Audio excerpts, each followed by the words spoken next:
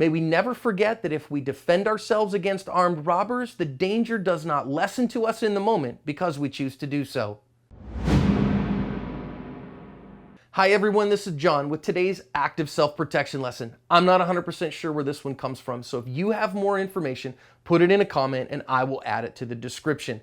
What we're going to see here is an armed robber that is very dangerous, that the owner of this store is going to choose to try to defend himself against.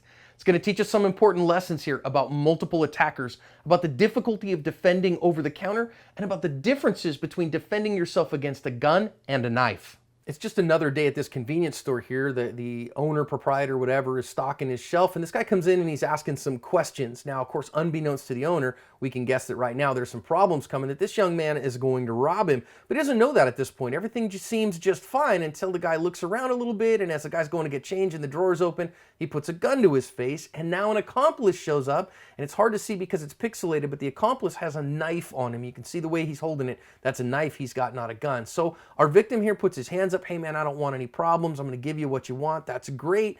And he's complying here, and they're trying to get to his stuff, but he's trying to stay away from that knife at the same time. So now things are going to continue on, and he takes his opportunity there when he sees the chance to grab the gun. You can see from the other angle, he actually does grab a hold of it, and the guy with the knife actually stabs him on the way out. And so now our victim here is going to try to take some follow-up actions and follow these guys out who have run off, and this one's over. Now let's learn some lessons out of this one. There are 8 of them on our website, links in the description, but let's think about some of the most important ones here. First one's pre-attack indicators. You know, it's just a normal day until it's not. And this guy's just asking to buy stuff, but you see him look once, and now as we slow down again, you see him look again. He's looking outside, and we see those furtive glances all the time as pre-attack cues. They're looking for witnesses, and they're looking for escape routes. So if you see people making those furtive glances and looking around, that's an indicator. Secondly, he launches out of ambush and sticks the gun right in the guy's face. You know, I see people all the time and say, well, you know, bad guys don't stick guns in people's faces, and yet we see it on surveillance all the time.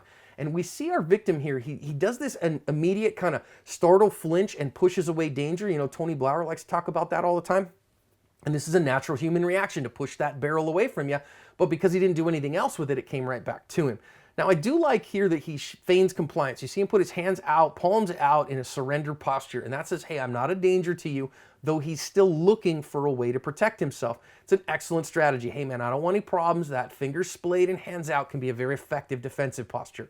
I do see him here trying to kind of keep that knife away from him, and that makes a lot of sense to me. But if you don't have real skills, you want to not get into this fight. But he's looking here. You see him look over, and then takes his opportunity. And I love here that he gets 2 hands on the gun. If you're going to go to try to disarm an armed gunman, which I don't know that I'd recommend in this case because there's multiple attackers at multiple angles, you better dominate that tool, and you dominate it 2 hands on 1.